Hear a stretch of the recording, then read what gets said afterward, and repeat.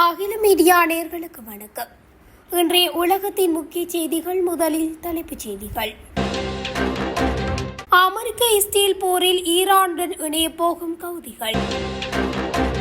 உலக நாடுகளுக்கு பேரிடியை இறக்கி ஈரான். கார்முஸ் நீரிணையில் ஒரு கப்பலுக்கு 60 கோடி ரூபாய் கட்டணம். இஸ்ரேல் அணு நிலையங்களை குறிவைத்து பாய்ந்த ஏவுகணை. ஈரானின் பதிலடி தாக்குதல். ஐக்கிய அரபு ராஜ்யத்தின் மீது ஈரான் ஏவுகணை தாக்குதல். நூற்றுக்கணக்கான ட்ரோன்கள் இடைமறித்து அழிப்பு. ஒற்றை ஏவுகணையால் உலக நாடுகளை நடுங்க வைத்த ஈரான். குறிவைக்கப்பட்ட அமெரிக்காவின் முக்கிய தளம். அமெரிக்காங்களை தாக்கினால் இந்தியாவை தாக்குவோம். பாகிஸ்தான் எச்சரிக்கை. இஸ்ரேல் மீது ஈரானின் புதிய ரக ஏவுகணை தாக்குதல். விடுக்கப்பட்டுள்ள எச்சரிக்கை. கத்தாரில் ஹெலிகாப்டர் விபத்து. 6 பேர் பலி. மருத்துவமனை மீது தாக்குதல். சூடானில் 64 பேர் பலி. ஜெருசலேம் மீது தொடர் தாக்குதல். தொடர்வட விரிவான செய்திகள். அமெரிக்கா மற்றும் இஸ்ரேலுக்கு எதிரான போரில் சேருமாறு ஏமனின் கவுதிகள் மீது ஈரானும் கிஸ்புல்லாவும் அழுத்தத்தை அதிகரித்து வருவதாக சர்வதேச ஊடகங்கள் செய்தி வெளியிட்டுள்ளன. ஈத் அல் பித்ர் பண்டிகை முடிந்த பிறகு அக்குழு மோதலில் நுழையக்கூடும் என்றும் பிராந்திய பாதுகாப்பு அதிகாரிகளை மேற்கோள் காட்டி இஸ்ரேலிய பொது ஒலிபரப்பு நிறுவனம் ஒன்று செய்தி வெளியிட்டுள்ளது. கவுதிகளை எதிர்க்கும் படைகளுக்குள் இருக்கும் வட்டாரங்கள் வெளியிட்ட கருத்தின்படி அக்குழு சமீபத்தில் அல் குவைதா துறைமுக நகரில் தனது இருப்பை வலுப்படுத்தியதாகவும் இது திங்கட்கிழமை அன்றே போரில் இறங்குவதற்கான தயாரிப்புகளின் அறிகுறியாக இருக்கலாம் என்றும் தெரிவித்துள்ளன. அந்த குற்றச்சாட்டுகள் குறித்து அதிகாரப்பூர்வ உறுதிப்படுத்தல் எதுவும் இல்லை. கவுதி தலைவர் அப்துல் மாலிக் அல் கவுதி பிராந்திய திரைப்படம் நிகழ்வுகளுக்கு ராணுவ ரீதியாக பதிலடி கொடுக்க தங்கள் குழு தயாராக இருப்பதாக முன்னதாக கூறியிருந்தார் என தெரிவிக்கப்பட்டுள்ளது. மேலும் ராணுவ மட்டத்தில் அனைத்து வழிகளும் சாத்தியமே என்று அறிவித்ததோடு ஈரான், லெபனான் மற்றும் பாலஸ்தீனத்திற்கு தனது ஆதரவையும் உறுதிப்படுத்தினார். ஈரானின் செயல் திட்டங்களுக்கு சேவை செய்யும் வகையில் ராணுவ நடவடிக்கை எடுப்பதற்கு எதிராக கவுதிகளை ஏமன் பிரதமர் சாஜி அல் ஹிந்தானி எச்சரித்துள்ளார். ஈரான் மீதான அமெரிக்க இஸ்ரேலிய தாக்குதல்கள் பிப்ரவரி 28 அன்று தொடங்கியிருந்தன. இதில் அப்போதைய உச்ச தலைவர் அலி கமேனி உட்பட 1300 பேர் கொல்லப்பட்டதாக தகவல்கள் வெளிவந்தன. இந்நிலையில் இஸ்ரேல், ஜோர்தான், ஈராக் மற்றும் அமெரிக்க ராணுவ சொத்துக்களை கொண்டுள்ள வளைகுடா நாடுகளை குறிவைத்து தெஹ்ரான் ஆளில்லா விமானம் மற்றும் ஏவுகணை தாக்குதல் மூலம் பதிலடி கொடுத்து வருகின்றமை குறிப்பிடத்தக்கது. இந்த நிலையில் அமெரிக்க இஸ்ரேல் போரில் ஈரானுக்கு ஆதரவான நிலைப்பாட்டை கவுதிகள் வெளிப்படுத்தியுள்ளமை மேலும் பதற்றத்தை அதிகரித்துள்ளது. கார்முஸ் நீர்நிலை வழியாக பயணிக்கும் ஒரு கப்பலுக்கு 2 மில்லியன் அமெரிக்க டாலர்களை கட்டணமாக அறவிட ஈரான் தீர்மானித்துள்ளது. ஈரானிய நாடாளுமன்ற உறுப்பினர் அலாதீன் போர் ஜெஸ்டியை மேற்கோள் காட்டி சர்வதேச ஊடகங்கள் இந்த செய்தியை வெளியிட்டுள்ளன. கார்முஸ் நீரிணையில் ஒரு புதிய ஆட்சி நிறுவப்பட வேண்டும் எனவும் இந்த போர் எதிர்த்தரப்பினருக்கு பெரும் இழப்பை ஏற்படுத்த வேண்டும் என்றும் அலாதீன் தெரிவித்ததாக செய்திகள் வெளியாகியுள்ளன. அமெரிக்கா மற்றும் இஸ்ரேலின் தாக்குதல்களால் ஈரானின் ரேடார் கட்டமைப்புகள் பாதிக்கப்பட்ட நிலையில் கப்பல்களை கடற்கரைக்கு நெருக்கமாக வரச் செய்து ஈரானிய கடற்படையினர் அவற்றை நேரடியாக சோதனையிட்ட பின்னரே அனுமதிப்பதாக தெரிவிக்கப்படுகிறது. மேலும் இந்தியா, பாகிஸ்தான், சீனா மற்றும் கிரீஸ் போன்ற நாடுகளின் கப்பல்கள் ஈரானின் பாதுகாப்பான வழித்தடத்தை பயன்படுத்த அனுமதிக்கப்படுவதாகவும் அதேவேளை மேற்கத்திய நாடுகளின் கப்பல்களுக்கு தடை விதிக்கப்பட்டுள்ளதாகவும் கூறப்படுகிறது. இந்நிலையில் கார்முஸ் நீர்நிலையில் கப்பல் போக்குவரத்துக்கு விதித்த தடையை நீக்க ஈரானுக்கு 22 நாடுகள் சார்பில் வலியுறுத்தப்பட்டுள்ளது. ஈரானின் நடான்ஸ் அணு நிலையம் மீது நடத்தப்பட்ட தாக்குதலுக்கு பதிலடியாக இஸ்ரேலின் 2 அணு நிலையங்களை குறிவைத்து ஈரான் தாக்குதல் நடத்தியுள்ளது. போரின் தீவிரம் அதிகரித்துள்ள நிலையில் சனிக்கிழமை இரவு இஸ்ரேலின் டிமோனா மற்றும் அராட் ஆகிய நகரங்களில் ஏவுகணை தாக்குதல் நடத்தியது. இதில் டிமோனாவில் உள்ள பேர்ஸ் நெகவ் அணு ஆராய்ச்சி மையம் ஈரானின் முக்கிய குறியாக இருந்தது. இந்த தாக்குதலில் 100க்கும் மேற்பட்டோர் காயமடைந்தனர். அராட் நகரத்தில் 84 பேர் காயமடைந்ததாகவும் அதில் 10 பேர் தீவிர நிலையில் உள்ளதாகவும் டிமோனாவில் 33 பேர் காயமடைந்ததாகவும் அதிகாரிகள் தெரிவித்துள்ளனர். ஏவுகணைகள் குடியிருப்பு பகுதிகளை தாக்கியதால் கட்டிடங்கள் சேதமடைந்தன. தரையில் பெரிய குழிகள் உருவாகியுள்ளன. இஸ்ரேலின் வான் பாதுகாப்பு அமைப்புகள் செயல்பட்டாலும் ஏவுகணைகளை தடுக்க முடியவில்லை என்று அதிகாரிகள் தெரிவித்துள்ளனர். இதனால் நேரடி தாக்குதல்கள் ஏற்பட்டன. இஸ்ரேல் பிரதமர் பெஞ்சமின் நெதன்யாகு இது மிகவும் கடினமான இரவு. மீட்பு மற்றும் அவசர சேவை படைகளை பலப்படுத்துவோம், எதிரிகளை எல்லா தளங்களிலும் தாக்குவோம் என்று உறுதியளித்துள்ளார். இஸ்ரேல் பாதுகாப்பு படைகள் தற்போது ஈரானின் ஆட்சி இலக்குகளை குறிவைத்து தாக்குதல் நடத்தி வருகின்றோம் என அறிவித்துள்ளன.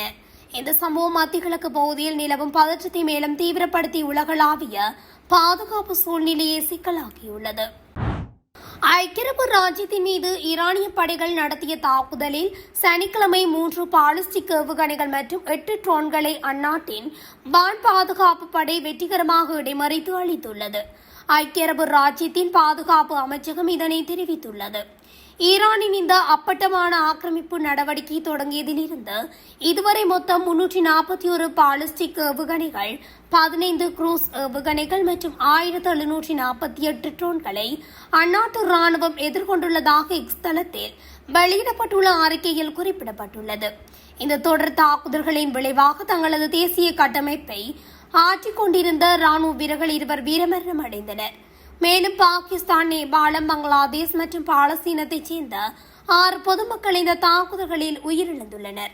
இது மட்டுமன்றி மொத்தம் 160 பேர் காயமடைந்துள்ளதாகவும் அவர்களில் சிலருக்கு கடுமையான காயங்கள் ஏற்பட்டுள்ளதாகவும் அமைச்சகம் தெரிவித்துள்ளது. போர் சூழலால் ஏற்பட்டுள்ள இந்த உயிரிழப்புகள் மற்றும் பாதிப்புகள் வளைகுடா பிராந்தியத்தில் பெரும் பதற்றத்தை ஏற்படுத்தியுள்ளன.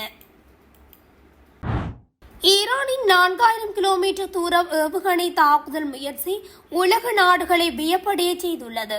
மேற்காசிய நாடான ஈரான் மீது அமெரிக்கா, இஸ்ரேல் இணைந்து தாக்குதல் நடத்தி வருகின்றன. இந்த போர் 20 நாட்களை கடந்துள்ளது. நேற்று முன்தினம் இரவு இந்திய பெருங்கடலில் தியாகோ கார்சியா தீவில் உள்ள அமெரிக்க பிரிட்டன் தளத்தை குறிவைத்து ஈரான் 2 நடுத்தர கண்டம் விட்டு கண்டம் பாயும் ஏவுகணைகளை ஏவியதாக கூறப்படுகிறது. இந்த 2 ஏவுகணைகளில் ஒன்று தோல்வியடைந்ததாகவும் மற்றொன்று இடைமறித்து அளிக்கப்பட்டதாகவும் கூறப்படுகிறது. இது தோல்வியடைந்தாலும் ஈரானின் ஏவுகணை தாக்குதல் தூரம் உலக நாடுகளிடையே ஆச்சரியத்தையும் கேள்வியையும் ஏற்படுத்தியுள்ளது. ஈரானில் இருந்து டியாகோ கார்சியா தீவு 4000 கிலோமீட்டர் தொலைவில் உள்ளது.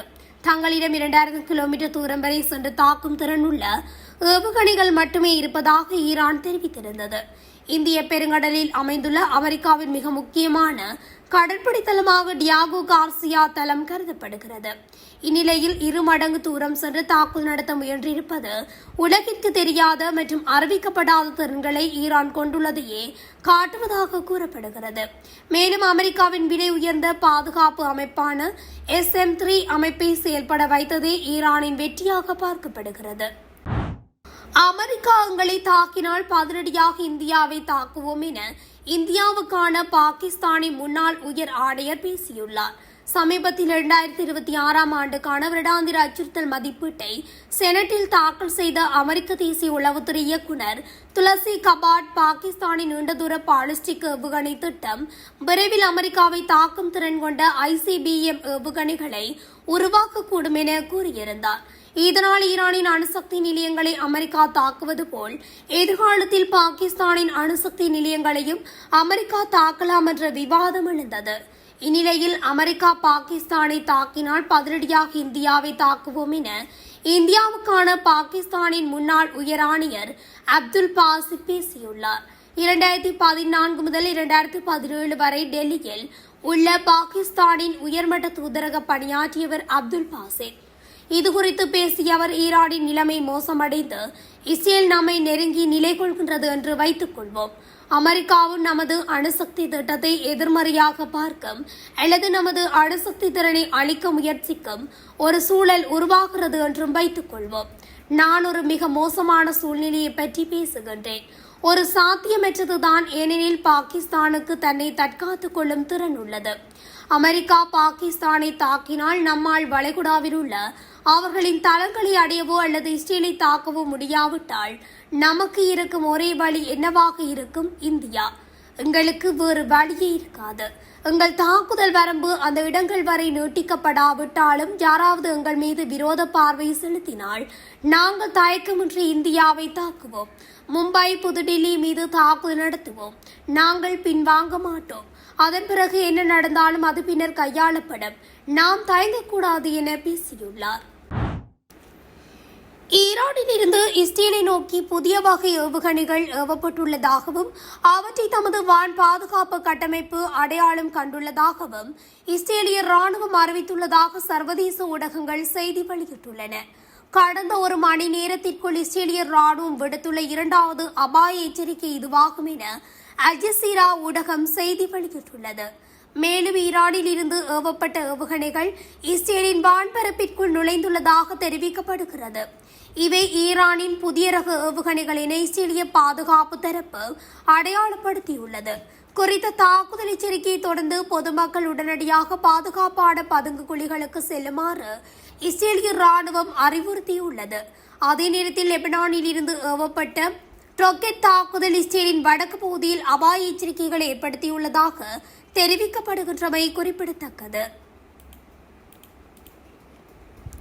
கத்தார் நாட்டில் இருந்து வழக்கம் போல் ராணுவ ஹெலிகாப்டர் ஒன்று பணிக்காக புறப்பட்டது. அதில் மொத்தம் 7 பேர் பயணம் செய்தனர். இந்நிலையில் அது கடல் வழியே பறந்து செல்லும் போது திடீரென விபத்து ஏற்பட்டது. இதனால் ஹெலிகாப்டர் நீருக்குள் விழுந்தது. இதில் ஹெலிகாப்டரில் பயணம் செய்தவர்கள் நீரில் மூழ்கத் தொடங்கினர். இந்த விபத்தில் 6 பேர் பலியாகியுள்ளனர். ஒருவர் காணாமல் போயுள்ளார். இதனை அந்நாட்டு பாதுகாப்பு அமைச்சகம் வெளியிட்ட அறிக்கை உறுதிப்படுத்தியுள்ளது. தொழில்நுட்ப கோளாறே இந்த விபத்துக்கான காரணம் என்றும் அது தெரிவிக்கின்றது. காணாமல் போன தன் நபரை தேடும் பணியும் தற்போது நடந்து வருகின்றமை குறிப்பிடத்தக்கது. சூடானில் கடந்த வாரம் மருத்துவமனை மீது நடத்தப்பட்ட தாக்குதலில் 64 பேர் கொல்லப்பட்டதாக உலக சுகாதார நிறுவனம் தெரிவித்துள்ளது. சூடானில் கடந்த 2023 ஆண்டு ஏப்ரல் முதல் உள்நாட்டு போரால் பதற்றம் நிலவி வருகின்றது. ராணுவத்திற்கும் துணை ராணுவ படையான பாராமிலிட்டரி படைக்கும் ஏற்பட்ட அதிகார போர் நாட்டின் சூழ்நிலை மோசமாக்கியது. இரு படைகளும் ஒருவர் மீது ஒருவர் மாறி மாறி தாக்குதல்களை நடத்தி வந்தனர். இந்த நிலையில் சூடானின் தர்பூர் நகரில் கடந்த வாரம் அல்தீன் பயிற்சி மருத்துவமனையின் மீது நடத்தப்பட்ட தாக்குதலில் 13 குழந்தைகள் உட்பட 64 பேர் கொல்லப்பட்டதாகவும் 89 பேர் படுகாயமடைந்ததாகவும் உலக சுகாதார நிறுவனம் தெரிவித்துள்ளது. ராணுவ படையினர் இந்த தாக்குதலை நடத்தியதாக துணை ராணுவ படையினர் தெரிவித்தனர். ஆனால் ராணுவ படையினர் இந்த புகாரை மறுத்துள்ளனர். மேலும் இந்த தாக்குதல் அருகில் இருந்த காவல் நிலையத்தின் மீது நடத்தப்பட்ட நிலையில் தவறி மருத்துவமனை மீது நடந்ததாக அதிகாரிகள் தெரிவித்தனர். சூடானில் உள்நாட்டு போரின் காரணமாக இதுவரை 40,000க்கும் மேற்பட்ட மக்கள் கொல்லப்பட்டுள்ளதாக ஐநா தெரிவித்துள்ளது. ஆனால் இந்த எண்ணிக்கை குறைவானது என்றும் உண்மையான எண்ணிக்கை இதைவிட பல மடங்கு அதிகமானது என சூடானில் உள்ள நிவாரண குழுக்கள் தெரிவிக்கின்றன. மேலும் மருத்துவமனைகள் மீது மட்டும் நடத்தப்பட்ட தாக்குதலில் இதுவரை 2000 பேர் கொல்லப்பட்டதாக உலக சுகாதார நிறுவனம் குறிப்பிடுகின்றது. இஸ்ரேல் தலைநகரான ஜெருசலேமில் ஈரான் தொடர்ந்து தாக்குதல்களை நடத்தி வருகின்றது. ஈரான் ஏவுகணை தாக்குதல் நடத்தவிருப்பதாக இஸ்ரேல் எச்சரிக்கை விடுத்திருந்த நிலையில் இஸ்ரேல் தலைநகரான ஜெருசலேமில் தொடர்ந்து தாக்குதல்கள் நடைபெற்று வருகின்றன. இஸ்ரேல் நிலப்பரப்பை நோக்கி ஈரான் ஏவுகணைகளை செலுத்தியதாக இஸ்ரேல் ராணுவம் பல்வேறு எச்சரிக்கைகளை விடுத்த நிலையில் இந்த தாக்குதல்கள் நடைபெற்றுள்ளது. முதல் எச்சரிக்கைக்கு பிறகு வித உயிரிழப்புகளும் ஏற்படவில்லை என அவசர மருத்துவ உதவிக்குழுக்கள் தெரிவித்துள்ளது. பாதிக்கப்பட்ட பகுதிகளுக்கு ராணுவ படைகள் விரைவாக இஸ்ரேல் வந்ததாக கூறுகின்றது. முன்னதாக நேற்று ஜெருசலேமில் உள்ள புகழ்பெற்ற மசூதியான அல்-அக்ஸா மசூதி அருகே ஈரான் ஏவுகணை தாக்குதல் நடத்தியது. இந்த தாக்குதல் வான்வெளியில் மறைக்கப்பட்ட போதும் ஏவுகணையின் பாகங்கள் மசூதிக்கு மிக அருகே விழுந்து சேதங்களை ஏற்படுத்தியுள்ளது. இதுபற்றி சமூக வலைதளங்களில் காணொலிகளை பகிர்ந்துள்ள இஸ்ரேல் பாதுகாப்புத்துறை ஈரானின் ஏவுகணை தாக்குதலின் விளைவுகள் இவை. ஜெருசலேமின் மசூதிக்கு அருகே ஈரானின் ஏவுகணை பாகங்கள் விழுந்துள்ளன.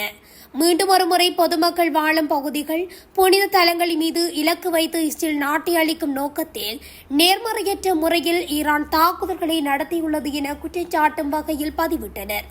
ஜெருசலேம் மற்றும் தெற்கு இஸ்ரேலில் உள்ள டிமோனோ மற்றும் அராக் நகரங்களின் மீதும் நேற்று ஈரான் ஏவுகணை தாக்குதல் நடத்தியதைத் தொடர்ந்து இஸ்ரேலில் அவசர நிலை எச்சரிக்கைகள் விடுக்கப்பட்டு வருகின்றன. இதனால்